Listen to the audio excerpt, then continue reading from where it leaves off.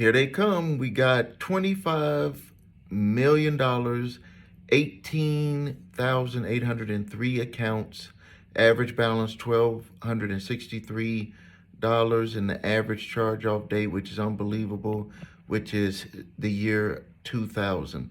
100% of this debt is cannot legally be collected unless you make a mistake by allowing them to reclaim the debt by paying even 1 penny on it. You'll reset the time frame on the statute of limitations. Don't pay these debt collectors anything for debt that's past the legal statute of limitations to collect. Visit my website. Click the link below to get the letters to fight back against debt collectors who are coming after you for time-barred/statute of limitations debt. You don't have to pay it. You don't have to do a debt validation or nothing. You just have to notify them that you know that the debt is past the legal statute of limitations to collect. Over $25 million, 19,803 accounts.